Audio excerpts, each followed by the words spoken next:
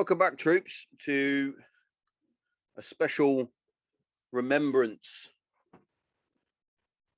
Day episode. Sort of. So today is obviously the day, the Sunday, Remembrance Sunday. And it's been a good day. You know, it's a strange day, I find. And the reason why I say it's a strange day is because it's mixed emotions. I mean, this time of year is my favorite. It is. And the reason why it's my favorite is because it fills me full of pride. And that's one of the big factors within the military is pride. Pride in the job, pride in your service, pride in your fellow friends, colleagues, etc. And the Remembrance Festival, you could call it, seeing all the other veterans putting on their suit jackets, their coats, pinning on their medals, wearing their poppies, wearing their regiment ties, wearing their berets, whatever it may be, is amazing. And it's amazing to see such a fantastic turnout each and every year.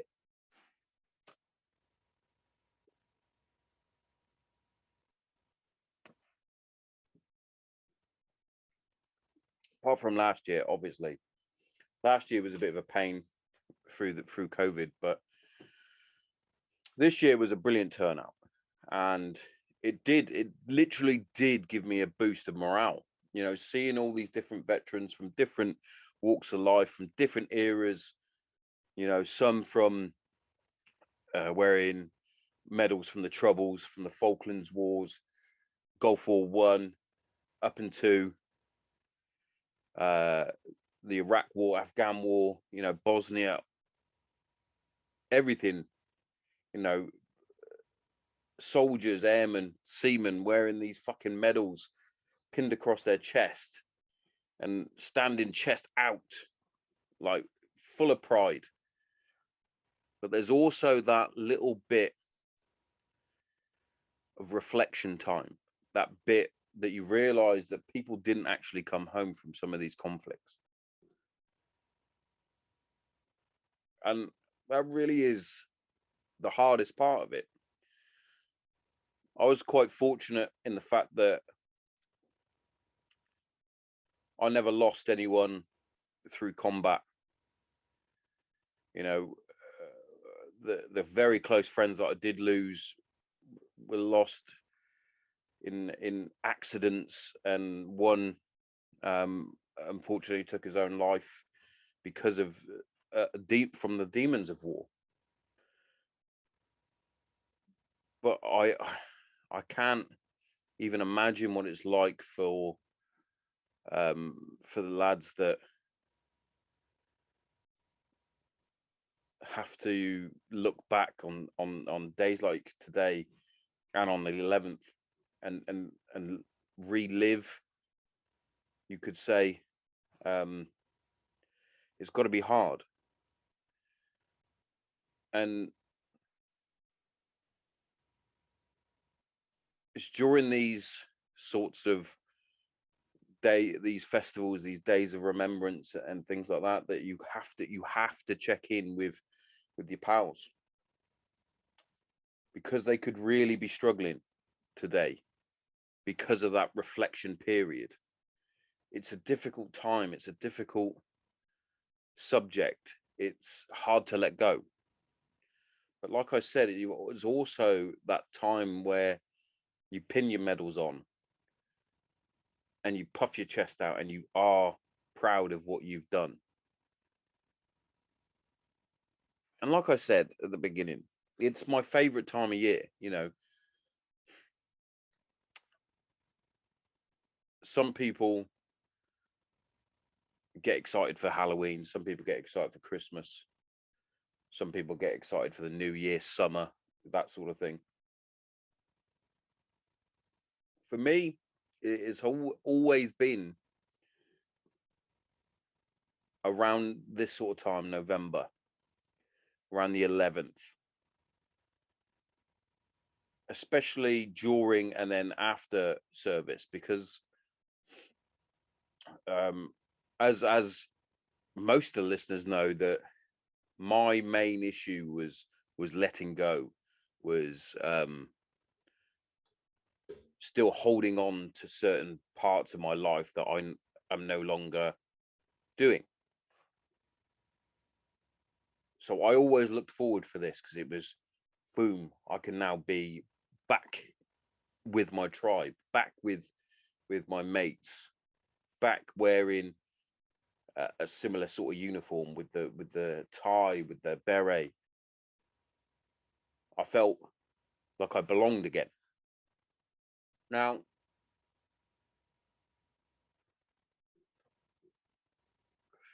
that is still the case. I still love that.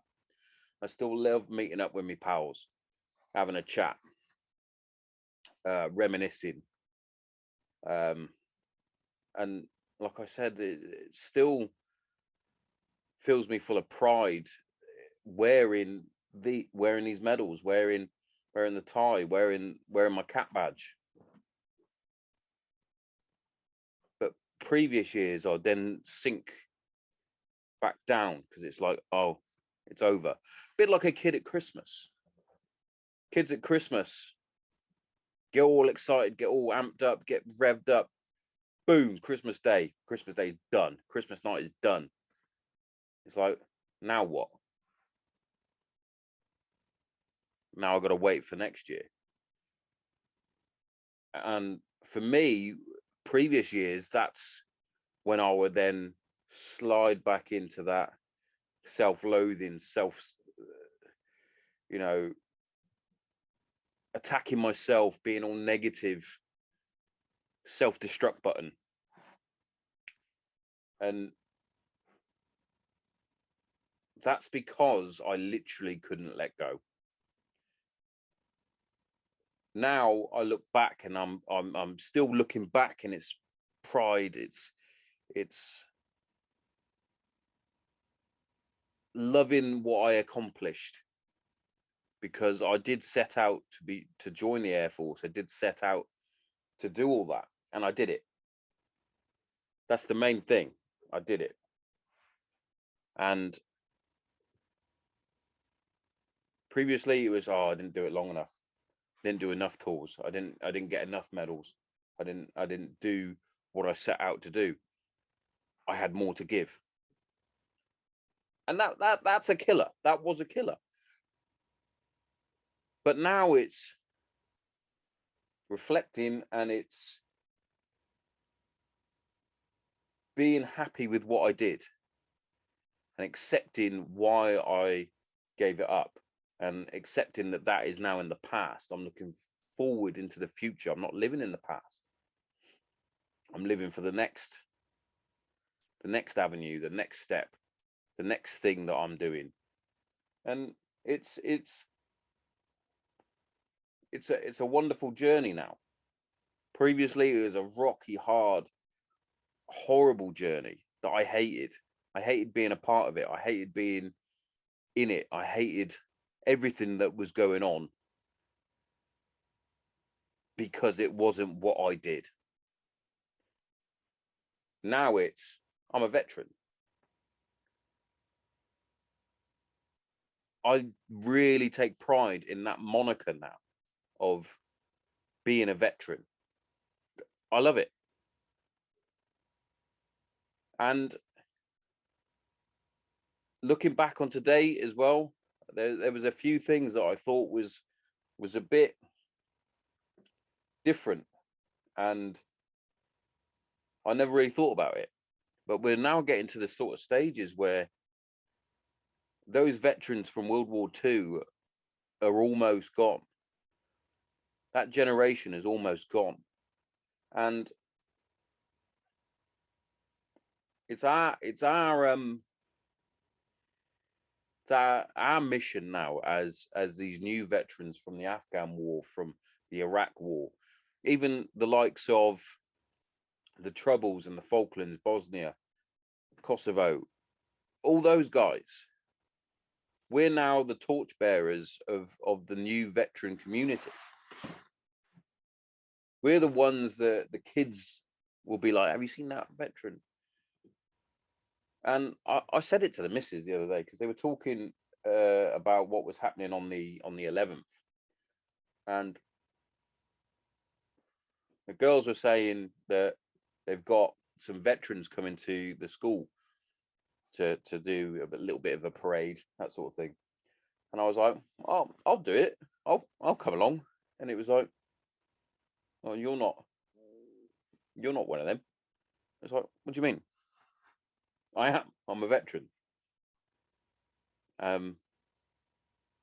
Because people still have it in their head that a veteran is the old World War II old boys with the chest full of medals.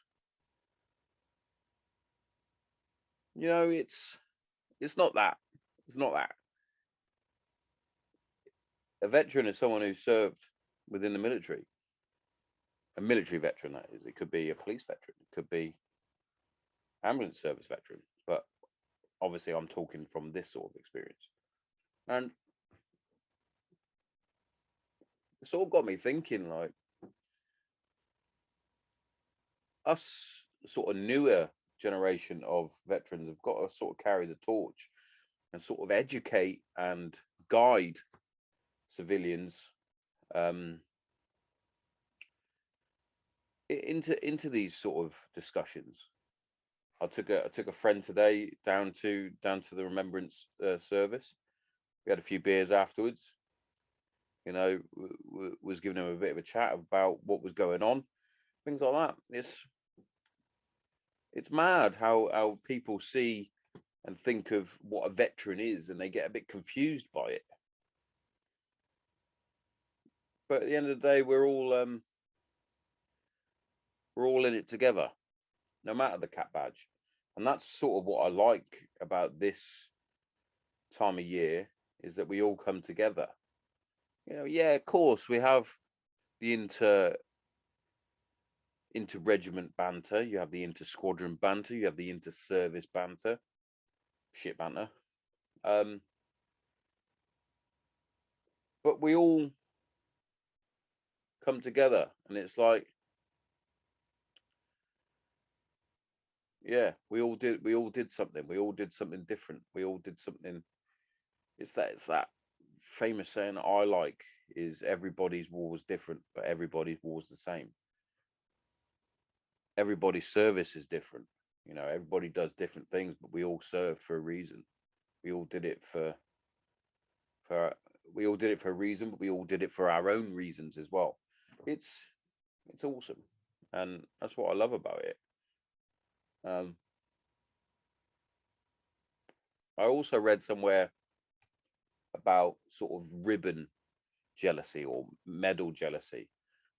It's like, you see some of the lads on QCS, for example, on the Remembrance service on BBC, and all these RAF regiment guys didn't have any medals. I think I saw one, and it was an Afghan medal.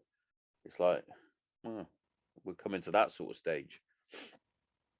But different times, you know, breed different wars, different conflicts. Like, my granddad had a chest full because he served in World War II. My dad has 4, but they're 2 jubilees and 2 long service, or chocolate medals, as I'd like to wind him up about. I've got two campaign medals here, Afghan and Iraq, and then the ISAF medal I put on because I ended up doing 3 tours, and now I'm out, I can add that extra one on. But you look around at Remembrance and you're like, fucking hell, he's got some fucking gongs on him. He's got some fucking shiny medals. But there's no need to get jealous about it or anything like that. It's fucking well done, mate. you serve, well done. And I also like that. I also enjoy the thank you for your service, thank you for this, you know. But I know that most servicemen, women, don't do it for the thanks. They don't. They did it because they wanted to. They did it because they wanted to join the army, navy, marines, air force. That's what they wanted to do. They wanted to do something different. They wanted to be better. They wanted to better themselves. I don't think many people joined up because they were fucking war hungry. You know, some might have done during when Afghan first kicked off. People joined up because they wanted to get some action. I'm sure, you know, but I'm sure most people just did it because that's what they wanted to do. They didn't.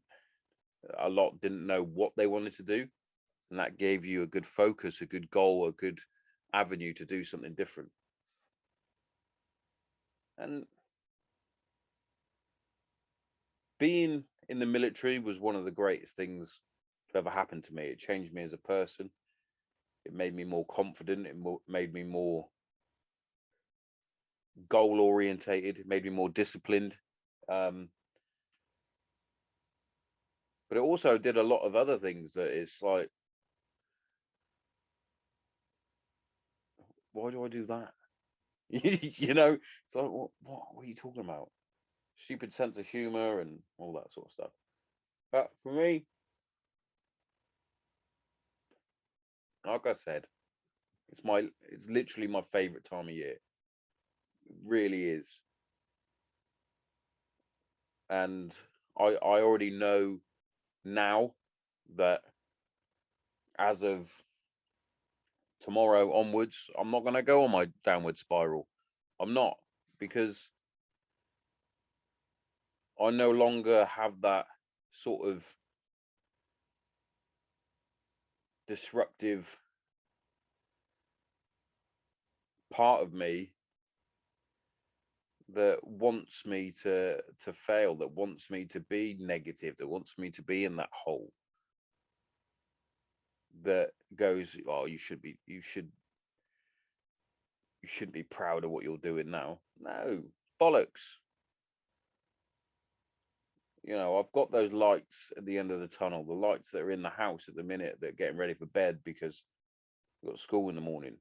You know, they are the lifesavers in my eyes. Um, but it really is nice to look back and reflect, but also know that this is a time where it is a time of remembrance for those that did go to war or an armed conflict and didn't come home. And a lot, especially during World War One and World War Two, gave their lives so that others could live.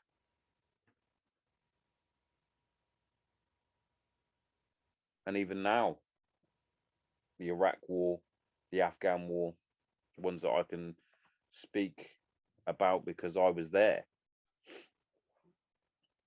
you do feel that sense of pride in what you did, but also knowing that friends, loved ones didn't didn't come home or came back and had life changing injuries or came back and they're still there. And what I mean by that is physically they came back, but mentally they were still there and remain there.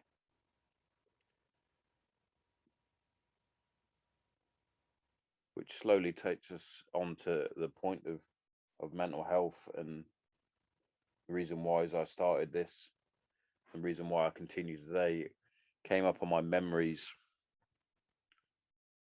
on my Facebook that this day last year is when I got a random message from a troll in my regiment that thought he could belittle me through social media, say that I was making stuff up, say that I was a Walter Mitty, say that I was faking it, say that I didn't do anything on tour, say that I only stayed in the sea jog, etc. You know, reasons beyond my reasons beyond my mind can even fathom why someone would want to do that. But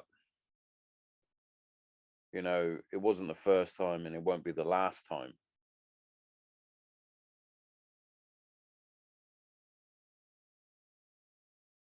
Mental health affects everybody differently, and especially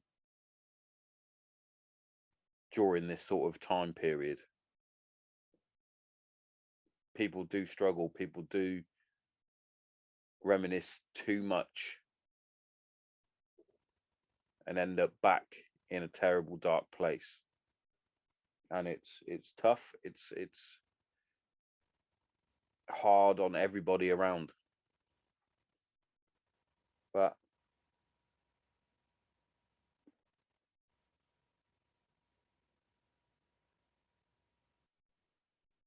I used to let these sort of people affect me.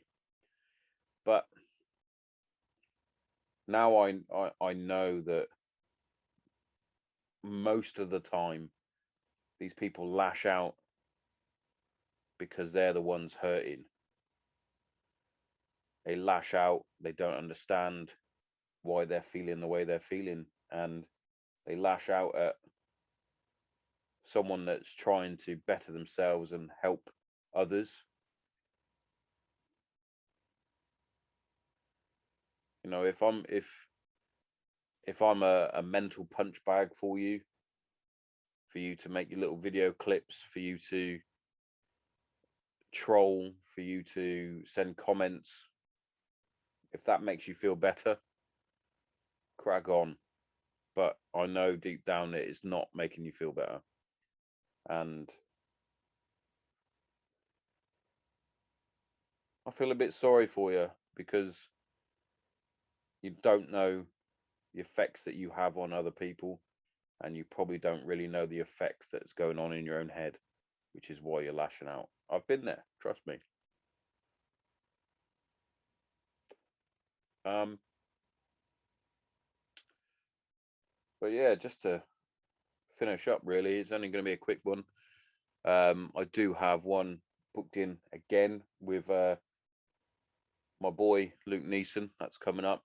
But I just wanted to just jump on and just air some thoughts, smoke a cigar, have a glass of whiskey, and just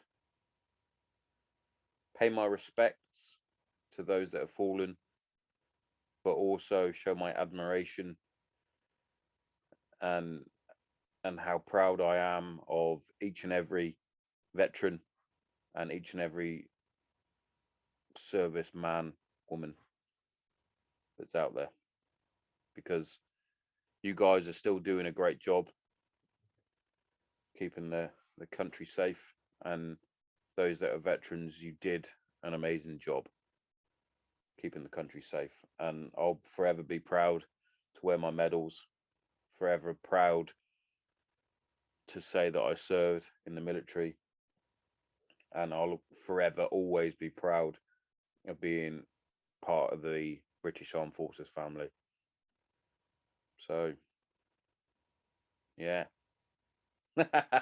You could probably tell I have had a couple of beers today, so this might be a bit of a drivel one, but it is what it is. Here at the Ground Zero podcast, we put it out anyway. You know, it's been great.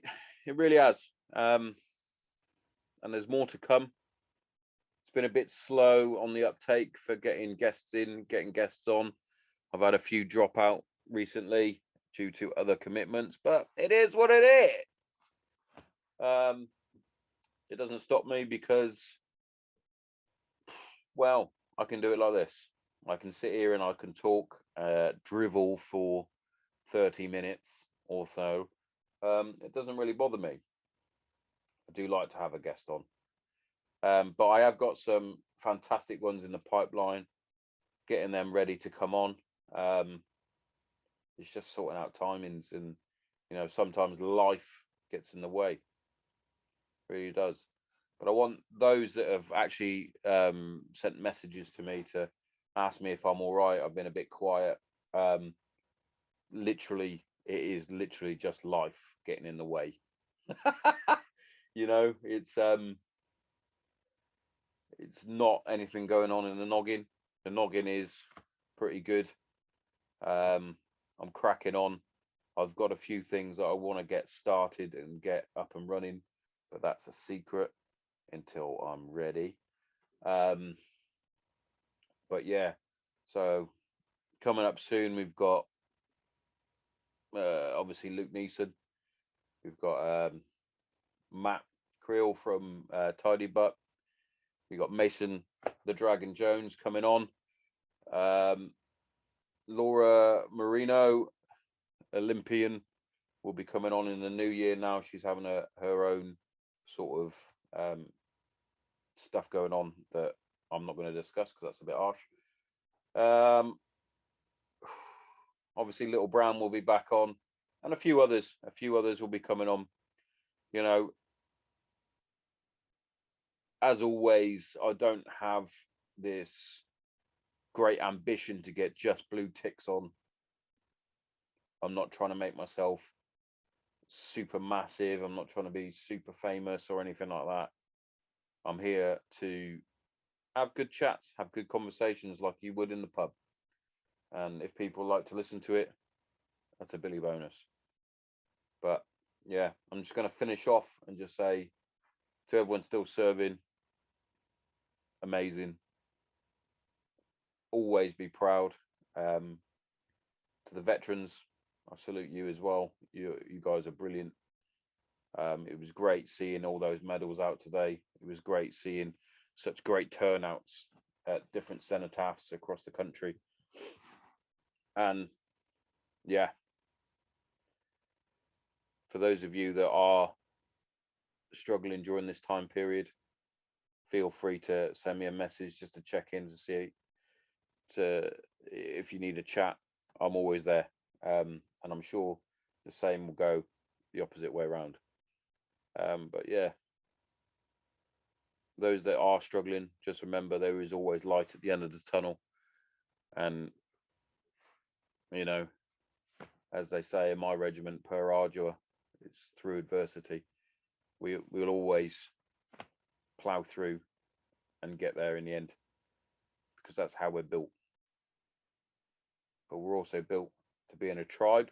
We're also built to have conversations and not to soak up all the burdens of life on our own shoulders. So on that note, make sure you check in with your friends, your family, your loved ones, and let's all stay classy and happy.